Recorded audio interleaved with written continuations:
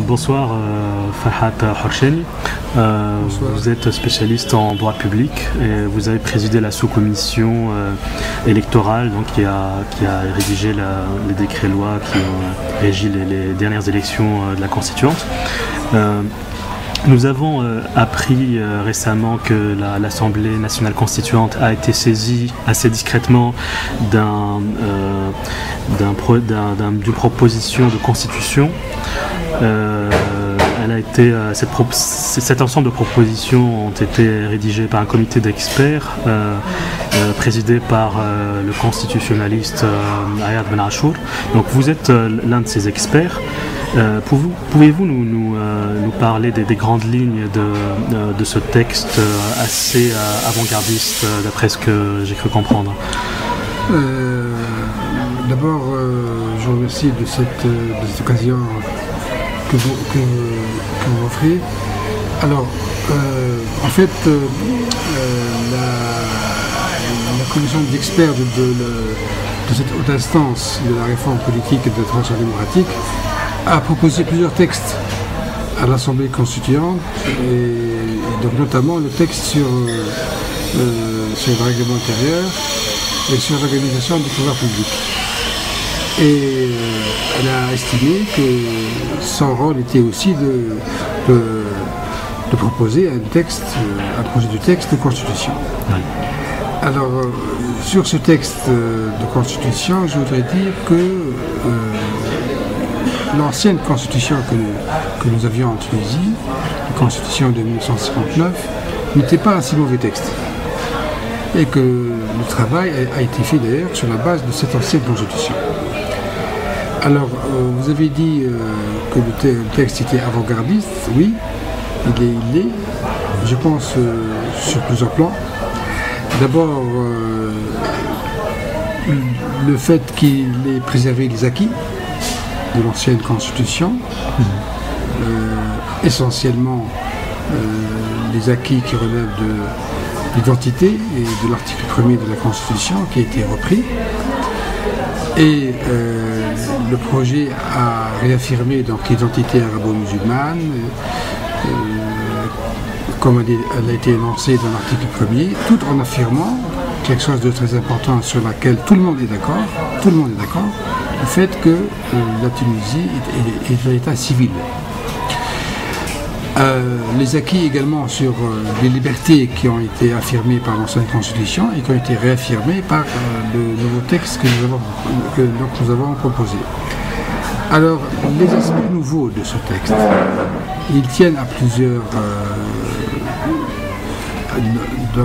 aspects. Je pense que ce sont les revendications de la Révolution et tout ce qui a été dit, écrit par les jeunes, par les moins jeunes, sur les revendications de liberté, de dignité, et tout cela va apparaître dans ce que je vais vous dire. Alors, les aspects qui relèvent de la dignité. Un aspect très important qui a été affirmé par ce projet de constitution, c'est la condamnation de la torture.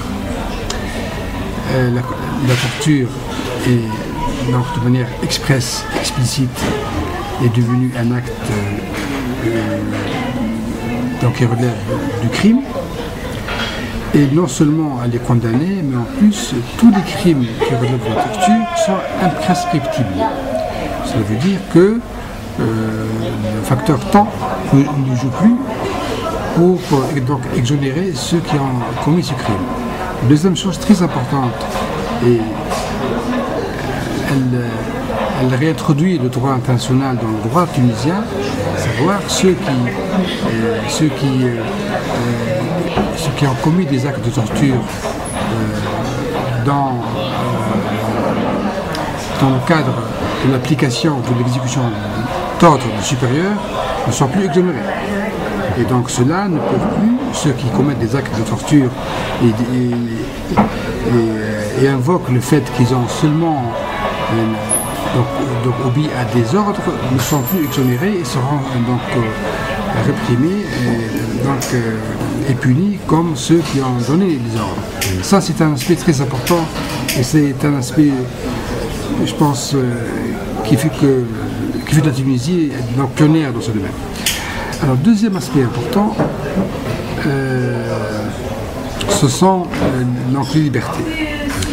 Alors, parmi les libertés je pense qui seront donc, énoncées dans la Constitution, dans ce projet de Constitution, c'est d'abord l'égalité entre l'homme et la femme, qui sera énoncée dans un article indépendant. L'ancienne Constitution énonçait le principe d'égalité, mais elle n'énonçait pas le principe d'égalité entre l'homme et la femme de manière explicite. Je pense que c'est un aspect important, et je pense aussi que tout ce qui a été, tout ce qui existe en Tunisie en tant qu'acquis énoncés et codifiés par le code de statut personnel sont également constitutionnalisés. Alors, il y a aussi d'autres aspects qui font que la Tunisie peut être un pays avant-gardiste dans ce domaine. Cela concerne donc une panoplie de libertés, je ne sais pas, en matière de respect de la minorité au sein des assemblées, par exemple, ou donc la création d'une instance supérieure des élections également. C'est une question qui est donc constitutionnalisée. La liberté académique et donc universitaire, c'est-à-dire que les enseignants, les professeurs de l'université ne seront plus inquiétés dans le contenu de leurs cours. Et cela, je pense, est très important parce que il permet à l'université de jouer son rôle en étant entièrement libre et surtout en étant soumis à aucune injonction de la part du pouvoir. Oui. Voilà en gros, je ne sais pas si vous avez des questions précises. Oui, voilà en gros donc sur quoi on peut évidemment il y a donc l'aspect, les rapports entre les pouvoirs et tout cela, je voudrais vous en dire quelques mots. Oui. Mais en gros, voilà, c'est ce... oui, justement, en parcourant un peu le texte, on peut y déceler l'empreinte universaliste de Ayad Ben Achour, qui est connu pour être un grand défenseur des droits de l'homme. Donc, par exemple, il y a l'abolition de la peine de mort, qui serait quelque chose d'assez révolutionnaire dans la région.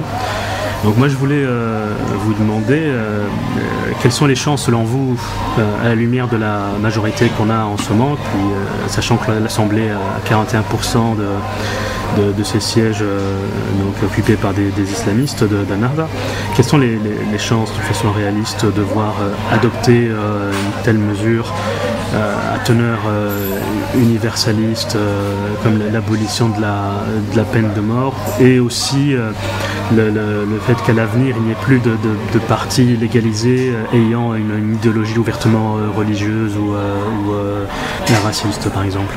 Oui, je voudrais préciser avant tout, je pense une chose très importante, c'est que ce projet n'est pas le projet de Ben Achour. Oui. C'est un projet de texte qui est préparé par les experts, par tous les experts. Au nombre de 16, je crois. Voilà, donc nous sommes au nombre de 16. Donc c'est-à-dire que comment ça fonctionne chez nous, c'est des sous-commissions qui préparent un projet de texte et qui présentent ce projet à l'Assemblée plénière des experts. Donc chacun de nous met son empreinte. Donc c'est pas un texte qui est d'une personne ou de deux personnes. Alors, donc concernant votre question, alors, oui, évidemment, donc l'idée générale de ce projet, c'est que nous avons souffert du manque, voire de l'absence de liberté pendant 55 ans. Quand je dis 55 ans, je vise les deux périodes. Celle de Bourguiba, qui était une forme de despotisme entre guillemets éclairée, entre guillemets. Elle n'a pas été éclairée sur sur le plan de la démocratie, pas du tout. Elle a été, donc, au contraire, elle a été donc impitoyable avec l'opposition. Et il ne faut pas oublier que la torture a été donc exercée de manière systématique sous le régime de Bourguiba contre la gauche et contre un nombre important de jeunes qui sont maintenant adultes et qui se rappellent de cette période très violente de ce point de vue-là. Donc, et la période de Ben Ali qui était, comme vous le savez, une absence donc systématique de liberté. Donc cette absence de liberté a joué son rôle très important et tous les experts, je pense, n'ont fait qu'en répondre donc aux appels de la société civile et politique qu'il faut que la liberté soit un principe intangible et ne s'arrête que lorsque la liberté de l'autre soit atteinte. Comme par exemple la liberté de conviction, qui est très importante également, qui est consacrée par la Constitution et qui doit être défendue par l'État. Oui. Donc aussi bien lorsque l'État défend sa religion, c'est-à-dire l'islam, que lorsque l'État défend les religions des autres. Alors pour les autres aspects très importants, je pense que ce projet ne fait que épouser les idées et les principes essentiels dans ce domaine, comme par exemple l'abolition de la peine de mort. Alors, donc évidemment, l'objectif, c'est que la peine de mort est quelque chose de mauvais pour l'être humain et qu'il n'y a absolument aucune raison pour qu'elle ne soit pas abolie. Donc certainement, la question en fait, vous posez, donc vous dites quelle chance pour que ça soit adopté par l'Assemblée. Pas seulement pour cette question, mais également pour un nombre important de questions. Comme par exemple l'article 1er, comme par exemple la liberté, l'égalité entre l'homme et la femme, comme par exemple la constitutionnalisation du code de sécurité personnelle. Que les questions qui relèvent des acquis de la femme ne soient plus à chaque fois remises en cause. Oui. C'est pas normal qu'après 55 ans d'acquis de la femme, on parle encore de la polygamie. Oui. On parle encore de l'hypothèse de la polygamie, même si l'hypothèse est minime, même si elle est de l'ordre de 1 pour 1 million. Ça envoie un signal. Il faudrait que ces questions-là soient constitutionnalisées une fois pour toutes, et surtout ne peuvent plus être modifiées, ne soient plus l'objet de modification. Il faut, je pense, donc tranquilliser les femmes tunisiennes une fois pour toutes, les tranquilliser pour qu'on leur dise que ces questions-là ne bougeront plus, quel que soit le régime politique. Et je pense que ça c'est très important. Alors, quelle chance pour que ces questions-là soient adoptées. Moi je dirais, si les partis politiques au sein de cette Assemblée, y compris des partis qui ont un score important,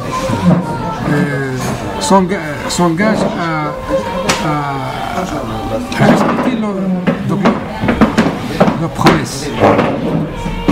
C'est-à-dire, si par exemple des partis déclarent qu'ils sont pour la liberté de la femme, pour le code de sécurité personnelle, c'est un engagement qu'ils ont fait, qu'il a fait. Nahda, si on prend le cas de Nahda par exemple, c'est un parti qui a toujours dit qu'il ne mettra pas en cause les acquis du code de sécurité personnelle et que, donc, au contraire, il est prêt à les améliorer. Alors, je pense que si ces partis-là, comme les autres d'ailleurs, comme les autres partis, donc respectent ces engagements et ces promesses, il n'y a pas de raison que ces questions-là ne soient pas adoptées au sein de cette nouvelle Assemblée. Idem pour la peine de mort, pour les libertés académiques. Il n'y a pas, je pense, de questions où les partis s'ils sont honnêtes et s'ils sont cohérents avec leurs promesses et leurs engagements, donc il n'y a pas de raison que ces partis-là ne soient pas d'accord avec ces principes universalistes. Parce que, en fait, qu'est-ce qu'on a fait nous? On a fait qu'on reprendre des principes universels codifiés par des conventions internationales, que la Tunisie a ratifié d'ailleurs, et que donc il est possible, et c'est possible, que ces principes-là soient donc mis dans la Constitution. On voulait que ces principes-là soient constitutionnalisés pour qu'il n'y ait plus de retour. D'accord. Alors vous dites en gros, jugeons-les sur les actes et non pas absolument. Évidemment, si on prend un seul exemple ou deux, si on prend l'exemple des libertés académiques, par exemple, si un parti au sein de l'Assemblée va voter contre, ce serait une honte pour ce parti, quelque chose de aberrant, absolument inacceptable. Si un parti vote contre, par exemple, le fait que les principes du Code de sécurité nationale soient consacrés par la Constitution, s'il vote contre, c'est qu'il a menti. Oui. Cela dit, vous m'aviez confié tout à l'heure qu'il y a des inquiétudes, il y a un début de controverse autour de la façon avec laquelle la Troïka, l'alliance, donc Ennahda Takat CPR, a soumis un texte qui est déjà prêt d'organisation du pouvoir, ce qui est encore au stade de proposition. Mais là où vous, de votre côté, par exemple, votre commission a un statut presque consultatif, non contraignant dans ces propositions, là, l'inquiétude vient du fait que cela vient de la majorité. Et donc, on se dit peut-être qu'il y a des lois qui se font en coulisses et qui ne passent pas par l'Assemblée. Je pense qu'il faut distinguer les choses, parce que si on prend le travail qui est fait par les experts, le souci de cette commission d'experts, c'est seulement aider l'Assemblée à trouver quelque chose, donc une sorte de base de travail, de brouillon, sur la base duquel donc, elle peut commencer ses travaux. Elle peut le prendre comme elle peut le modifier, comme elle peut le rejeter. C'est pas quelque chose contraignant. Et surtout, c'est pas public, donc c'est pas un travail qui veut donc mettre les gens devant le fait accompli.